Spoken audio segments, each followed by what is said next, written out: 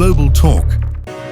அன்புள்ள குளோபல் நேயர்களுக்கு ஏக இறைவனின் சாந்தியும் சமாதானமும் உண்டாவதாக. கடந்து சென்ற மணித்தியாலங்களுக்குள் உலகத்தில் என்னெல்லாம் நடக்குது சம்பந்தமான விஷயங்களை இப்போது பார்க்க போகிறோம். இந்த வகையிலே இன்று முதலாவதாக, நேற்று உங்களுக்கு தெரியும், ஜெனீவாவில் அமெரிக்காவுக்கும் ஈரானுக்கும் இடையிலான பேச்சுவார்த்தை நடைபெற்றது. இந்த பேச்சுவார்த்தையின் முடிவுக்கு பின்னர் அது யுத்தமா இல்லையா என்ற ஒரு முடிவு தீர்மானமாக இருந்தது. இந்த வகையில் நேற்று ஜெனீவாவில் நடந்த பேச்சுவார்த்தையில் ஜெரார்ட் குஷ்னரும் மற்றும் ஒரு அறையில் இருக்க, ஈரானுடைய வெளிவிவகார அமைச்சர் அப்பாஸ் அராக்சி இன்னொரு அறையில் இருக்க, நடுவர்களாக ஓமான் செயற்பட்டது. இந்த பேச்சுவார்த்தையில் முதலில் மறைமுக பேச்சுவார்த்தை, பின்னர் ஒரு முறை நேரடி பேச்சுவார்த்தை நடைபெற்றது. ஆனால் அந்த பேச்சுவார்த்தை குறிப்பிடத்தக்க அளவு எந்த அளவு முன்னேற்றமும் காணப்படவில்லை. மேலும் இடைவெளிகள் அதிகரித்ததாகவே செய்திகள் குறிப்பிடுகிறது. அதாவது, அமெரிக்கா குறிப்பிட்டுள்ளது, ஈரான் செறிவூட்டிய அனைத்து யுரேனியத்தையும் அமெரிக்காவிடம் கையளிக்க வேண்டும். மேலும் அணு தொடர்பு சம்பந்தமான அனைத்து தொழிற்சாலை ஆலைகளையும் ஆய்வுக்கூடங்களையும் முற்றுமுழுதாக அழித்திட வேண்டும் என்று அமெரிக்கா முன்வைத்த நிபந்தனையை முற்றுமுழுதாக ஈரான் மறுத்ததாகவே செய்திகள் வெளியாகியது. இதனைத் தொடர்ந்து இந்த பேச்சுவார்த்தை முடிவடைந்தது. இருந்தாலும் வரும் வாரம் ஆஸ்திரியாவில் உள்ள வியன்னா நகரத்தில் அமெரிக்கா ஈரானின் முடிவை எதிர்பார்த்து வியன்னாவுக்கு வருகை தரும். ஆகவே அங்கு அப்பாஸ் அராக்சி நல்லதொரு முடிவை கொண்டு வருவார் என்று அமெரிக்க தரப்பில் கூறப்பட்டுள்ளது. ஆனால் இஸ்ரேல் சேனல் 12 தொலைக்காட்சி இந்த பேச்சுவார்த்தை சம்பந்தமாக கடுமையான அதிருப்தியை வெளியிட்டுள்ளது. அதாவது, இப்படியே போய்கொண்டிருப்பது பிரயோசனமற்றது என்றவாறு செய்தியை வெளியிட்டதும் குறிப்பிடத்தக்கது. அவர்களுக்கு என்ன தேவை? யுத்தம் ஒன்று நடைபெற வேண்டும். அதை எதிர்பார்த்துதான் இந்த இஸ்ரேலிய ஆக்கிரமிப்பு ஏக்கத்தோடு வாழ்கின்றது. ஆனால் பேச்சுவார்த்தை முடியும் என்று இன்னும் நீண்டு கொண்டே செல்கின்றது. இதிலிருந்து என்ன புரிகிறது தெரியுமா சகோதரர்களே? அமெரிக்காவுக்கு கடும் பயம், ஈரான் மீது கடும் பயம். உண்மையிலேயே தைரியமானவர்களாக இருந்தால் முதலாவது பேச்சுவார்த்தைக்கு பின்னே ஈரானுக்கு அமெரிக்கா அடித்திருக்க வேண்டும். அமெரிக்காவுக்கு வாய் மாத்திரம் தான் உள்ளது, தொடையும் காலும் நடுங்கிக் கொண்டிருக்கின்றது என்பதுதான் நடக்கும் நிகழ்வுகளில் இருந்து நாம் புரியக்கூடியதாக உள்ளது. அமெரிக்காவுக்கு தெரியும், இந்த போர் ஆரம்பிக்கப்பட்டால் கடலில் உள்ள எத்தனை அமெரிக்க படை, அமெரிக்க வீரர்கள் திரும்ப நாட்டுக்கு சென்றடைவார்கள் என்பது சம்டைம் விக்டோ பண்ணி போரை முடித்து விட்டோம் என்று வெளியாகனா கூட ஈரான் கடுமையான பழிவாங்குதலை செய்வார்கள் என்பது மாற்று கருத்து கிடையாது. உதாரணத்துக்கு, ஈரானின் முக்கிய தளபதிகள், ஆட்சியாளர்கள் எல்லாம் கொல்லப்பட்டால் ஈரானிய படை இந்த அரபிக்கடலில் இருந்து முழுமையாக வெளியேறுவதற்கு ஈரான் ஒருபோதும் வழிவிடாது. ஈரானோடு மிக முற்றிய போர் நிலை ஏற்பட்ட உடனேயே அதே அரபிக்கடலில் காணப்படக்கூடிய ஹூதிகள் யெமன் பிரதேசத்திலிருந்து தாக்குதல் நடத்துவார்கள். அதே போல் ஹெஸ்புல்லாக்கள் கடுமையான தாக்குதல் நடத்துவோம் என்று அறிவித்துள்ளார்கள். கிடைக்கப்பெறுகின்ற செய்திகள் அடிப்படையில் ஹெஸ்புல்லாக்களுக்கு ஈரான் சக்சஸாக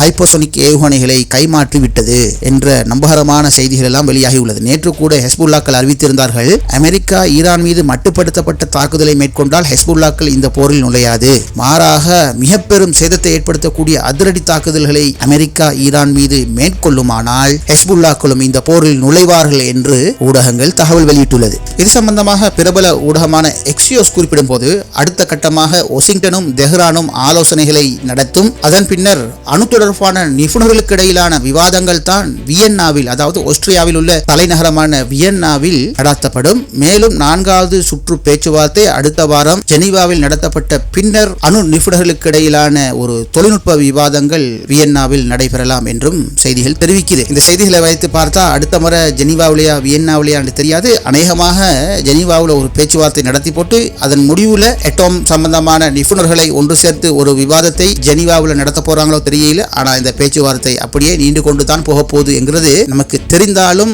இந்த அமெரிக்காவை நம்ப முடியாது. அமெரிக்கா பேச்சுவார்த்தை என்று தங்களது விஷயங்களை மிக ரகசியமாக, அதாவது ஈரானுக்கு எதிரான முழு சதி திட்டங்களையும் செய்து வருகின்றார்கள் என்று எமக்கு புரிவதற்கு முன்னே ஈரானுக்கு நன்கு புரிந்துவிட்டது. ஏன்னு சொன்னா, ஈரானுடைய பாராளுமன்ற தலைவர் நேற்று குறிப்பிட்டிருந்தார், பேச்சுவார்த்தை என்று ஈரான் மீது திடீர் இந்த அமெரிக்கா செய்யக்கூடிய வாய்ப்புகளும் உள்ளது. ஆகவே ஈரான் எல்லாவற்றுக்கும் தயாரான நிலையிலேயே உள்ளது என்று அவர் குறிப்பிட்டதும் இங்கு ஒரு பேசப்பட வேண்டிய விஷயம். மேலும் இந்த செய்தித்தளம், அதாவது எக்ஸியோஸ் குறிப்பிடுகின்றது, மத்திய கிழக்கில் உள்ள அமெரிக்க ராணுவ உயர் பதவி தளபதி பிரேட் எட் கோப்பர் வியாழக்கிழமை அமெரிக்க ஜனாதிபதி டொனால்ட் ட்ரம்பினை நேரடியாக சந்தித்து நாங்கள் ஈரான் மீது தாக்குதல் நடத்துவதற்கு முழுமையான விருப்பத்தோடு இருக்கின்றோம் என்று விளக்கமாக எடுத்துரைத்ததாக எக்ஸியோஸ் தகவல் தருகின்றது. அடுத்தது மத்திய கிழக்கை நோக்கி வந்து கொண்டிருக்கும் ஜெரால்ட் போர்ட் விமான தாங்கி கப்பல் தற்போது இஸ்ரேலுடைய துறைமுகத்தை வந்தடைந்துள்ளது. அதாவது உங்களுக்கு தெரியும், இந்த ஜெரால்ட் போர்ட்டில் தான் மனித மல குவியல்கள் கழிவறையில் அடைத்துக் கொண்டு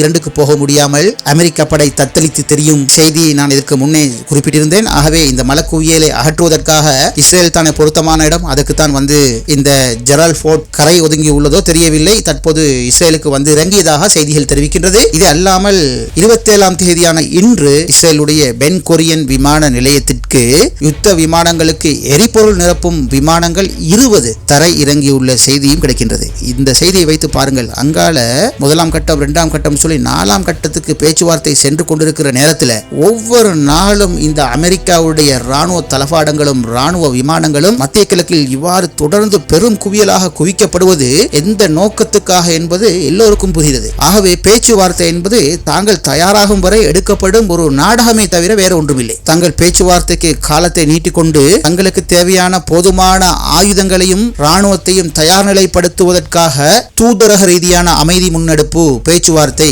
அப்படிங்கிறது உலகத்திற்கு காட்டப்பட்டு வருகிறது. சகோதரர்களே, அநேகமானவர்கள் குறிப்பிடுகின்றார்கள், யுத்தம் யுத்தம் என்று சொல்கின்றார்கள், ஒன்றையுமே காணவில்லை. அமெரிக்கா தாக்குதல் நடத்துவான் என்று ஊடகங்கள் தான் குறிப்பிடுகிறதே தவிர உண்மையான நிலைமை அப்படி அல்ல.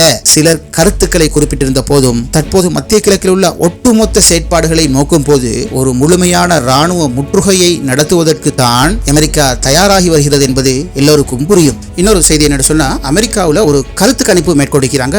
இந்த அமெரிக்கா மீது டொனால்ட் ட்ரம்ப் வந்து தாக்குதல் நடத்துவது சம்பந்தமான, அதாவது ராணுவ ரீதியான முடிவுகள் சம்பந்தமாக மக்களுடைய நிலைப்பாடு எப்படி ஈக்குதுன்னு சொல்லி ஒரு கருத்து கணிப்பு மேற்கொள்ளப்பட்டிருக்கிறது. இந்த கருத்து கணிப்புடைய அட்டவணையை தான் நீங்க இங்க பாக்குறீங்க. இதுல உள்ள விஷயத்தை சுருக்கமாக சொன்னால், அமெரிக்காவுல 80% மேலானவர்கள் ஈரான்ட்ட அணுகுண்டு ஈக்கிறது சம்பந்தமா பயப்படுறாங்களாம். அதாவது அமெரிக்காவுக்கு ஈரானால ஆபத்து இருக்குது அப்படிங்கிற ஒரு பயம் இந்த அமெரிக்க மக்களிட இருக்கிறதா இந்த கருத்து கணிப்புல சொல்லப்பட்டிருக்கிறது. அதாவது 80% என்று சொல்றதை விட 80% மேல் என்று தான் இந்த கருத்து கணிப்பிலே எழுதப்பட்டிருக்கிறது. அந்த அளவு சகோதரர்களே, இந்த ஈரான்ட்ட அணு ஆயுதம் இருக்கிறது சம்பந்தமா இருந்தா உலக மக்களை ஈரான் அழித்திடுவான், யாரையுமே மிச்சம் வைக்க மாட்டான், அவன் ஒரு பயங்கரவாத நாடு என்று சொல்லி தன்னோட நாட்டு மக்களுக்கு மூல செலவை செய்யப்பட்ட ஒரு கருத்து கணிப்பாகத்தான் நாம் பார்க்கின்றோம். இந்த வகையிலே சகோதரர்களே, இந்த 80%ல 48% அதிகமானவர்கள் ஈரான் அணு ஆயுதம் தொடர்பான நடவடிக்கைகளில் அதிக அச்சம் உள்ளவர்களாக காணப்படுவதாக இந்த கருத்து கணிப்பீடு பேசுகிறது.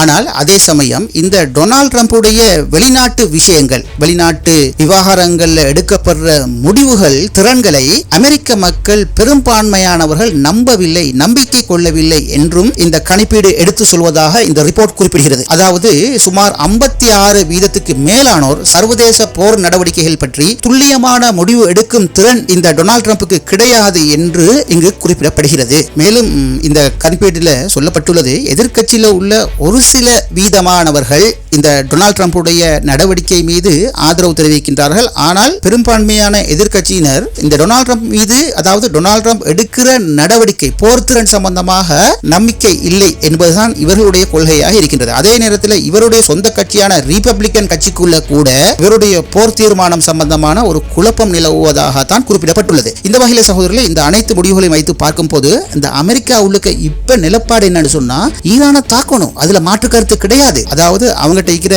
அணு சம்பந்தமான செயற்பாடு மற்றும் ஏவுகணைகள் சம்பந்தமான அனைத்து நடவடிக்கைகளையும் முடக்கிவிட வேண்டும் என்பதில் அமெரிக்கா உள்ளுக்க ஒருமித்த கருத்து இருப்பது போலதான் இந்த கருத்து கணிப்பீடு நமக்கு தென்படுகிறது. ஆனா இங்க சிக்கலான விஷயம் என்ன சொன்னா, டொனால்ட் ட்ரம்ப் மீது நம்பிக்கை இல்லை. அதாவது டொனால்ட் ட்ரம்ப் வந்து ஒரு வலுவான காத்திரமான வினைத்திறனான ஒரு போர் நடவடிக்கையை எடுப்பாரு என்பது சம்பந்தமான நம்பிக்கை குறைவு என்பதை தான் இந்த அறிக்கை சுட்டிக்காட்டுகின்றது என்று நமக்கு புலப்படக்கூடியதாக உள்ளது சகோதரர்களே. அதாவது உலக சனத்தொகையில முதலாவது நாடு இந்தியா, இரண்டாவது சீனா, மூன்றாவது ஐக்கிய அமெரிக்கா USA. இந்த வகையில் USAல நாங்க அதிகமான மக்கள் காசாவுக்கு ஆதரவு செய்யறதா நாங்க பார்க்கிறோம். அதே போல ஈரானுக்கு சப்போர்ட் பண்றவர்கள், அதாவது ஈரான் மீது யுத்த நடவடிக்கை வேண்டாம் என்று சொல்ற காட்சிகளும் காண்கின்றோம். இதெல்லாம் மொத்த சனத்தொகையில் 10% மக்கள் தான். அதிகமான மக்களுடைய நிலைப்பாடு என்னன்னு சொன்னா, ஈரான் ஒரு பயங்கரமான நாடு தான், அந்த நாட்டை முடக்க வேண்டும். ஆனால் அந்த முடக்க வேண்டிய செயற்பாட்டுக்கு தலைமை தாங்கக்கூடிய நபராக இந்த டொனால்ட் ட்ரம்ப் என்பவர் பொருத்தமற்றவர் என்பதுதான் இந்த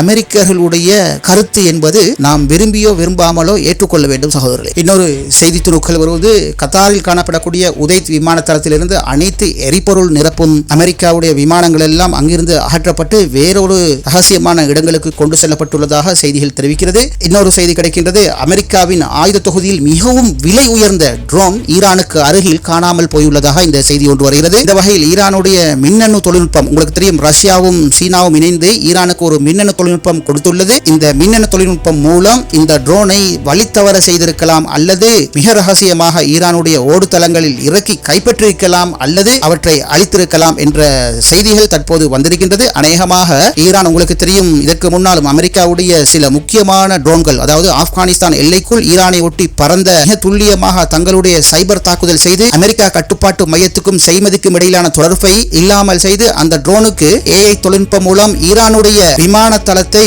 இறங்கு தளமாக காட்டி அமெரிக்காவுடைய உயர் தொழில்நுட்பமான ட்ரோன்களை ஈரான் வெற்றிகரமாக தங்களது நாட்டில் தரையிறக்கி அதுபோல பல்லாயிரம் ட்ரோன்கள் உற்பத்தி செய்த கதைகள் எல்லாம் இதற்கு முன்னால் நீங்கள் கேள்விப்பட்டிருப்பீர்கள். அதே போலத்தான் இந்த ட்ரோனும் ஈரானுக்கு அருகாமையில் காணாமல் சென்றுள்ளது. இதன் விலை சுமார் 230 மில்லியன் அமெரிக்க டாலர்கள் என்று குறிப்பிடப்படுவதோடு ட்ரைடன் என்கிற அமெரிக்க ஆயுத களஞ்சிய சாலையில் இந்த ட்ரோனே ஆக விலை உயர்ந்த ஒரு கண்காணிப்பு ட்ரோனாக, உளவு பார்க்கும் ட்ரோனாக குறிப்பிடப்பட்டுள்ளது. இறுதியாக ஒரு செய்தி சகோதரர்களே, உங்களுக்கு தெரியும் பாகிஸ்தான் திடீரென்று பல்வேறு காரணங்களை சுட்டிக்காட்டி ஆப்கானிஸ்தான் மீது கடுமையான தாக்குதல் நடத்தி ஆப்கானிஸ்தான் மீது போர் அறிவித்தலை செய்கிறது. ஆப்கானிஸ்தானையும் பாகிஸ்தானையும் ஒப்பிட்டால் பாகிஸ்தான் மலை போல ஒரு பலமான நாடு. இந்த நாடு போய் ஆப்கானிஸ்தானுக்கு தாக்குகின்றார்கள் என்றால் இது யாருடைய நோக்கமும் அல்ல சகோதரர்களே, இது பாகிஸ்தானுடைய நோக்கம் அல்ல. யாரை திருப்திப்படுத்துவதற்காக என்றால் அமெரிக்காவை திருப்திப்படுத்தணும், டொனால்ட் ட்ரம்பை திருப்திப்படுத்தணும் என்கிற ஒரு நோக்கத்துக்காக ஆப்கானிஸ்தான் மீது அநியாயமாக எல்லை பிரச்சனைகள் மற்றும் தெஹ்ரீக் தாலிபான் என்று சொல்ற பயங்கரவாத அமைப்புகள் இருக்குது அப்படின்னு சொல்லிக்கொண்டு ஆப்கானிஸ்தான் மீது அநியாயமான ஒரு தாக்குதலை பாகிஸ்தான் நடத்தி வருகிறது. பாகிஸ்தான் இதற்கு முன்னாலும் ஈரான் மீது தாக்குதல் நடத்தியது உங்களுக்கு தெரியும். அதாவது காசா போர் ஆரம்பிக்கிற காலகட்டத்தில் இப்ப இருக்கிற பிரதமர் ஷபாஸ் ஷரீப் ஆட்சிக்கு வந்து, அதாவது இம்ரான் கானை திட்டமிட்டு பாராளுமன்றத்தில் கவுத்தி அவருடைய ஆட்சியை கலைக்க செய்து எதிர்க்கட்சிக்கு பலத்தை உருவாக்கிய அமெரிக்கா ஷபாஸ் ஷரீஃபை அந்த நாட்டுடைய பாகிஸ்தானுடைய பிரதமர் ஆக்கியது. அதனை தொடர்ந்து ஈரான் மீது திடீர் தாக்குதல் ஒன்றை பாகிஸ்தான் செய்தது. ஆனால் ஈரான் அதனை பொறுத்து கொண்டது. காரணம் என்னென்று சொன்னா, ஷபாஸ் ஷரீப் அப்படி செஞ்சா தான் அவர் சீட்ல இருக்கலாம், அப்படி இல்லாட்டி மறுபடியும் இம்ரான் கானுடைய ஆட்சி வந்து இப்போது இம்ரான் கானுக்கு வழங்கப்பட்டது மாதிரி சிறை தண்டனைகள் எதிர்காலத்தில் ஷபாஸ் ஷரீஃபுக்கும் வழங்கப்படும் என்பது இந்த ஷபாஸ் ஷரீப் கூட்டத்துக்கு தெரியும். ஆகவே இந்த அமெரிக்காவோட நலனுக்காக, அமெரிக்காவோட திருப்திக்காக எந்த கொலைகளையும் செய்வதற்கு இவர்கள் துணிகின்றார்கள். அதுவும் இந்த புனிதமான மாதத்தில். ஆப்கானிஸ்தான் என்பது நபிகளார் கோசான் என்று சொன்னார்கள். எதிர்காலத்தில் இறைவன் மீது நம்பிக்கை கொண்ட மக்கள் ஜெருசலத்துக்கு போராடுவதற்காக செல்லக்கூடிய மக்கள் அங்குள்ளார்கள் என்பது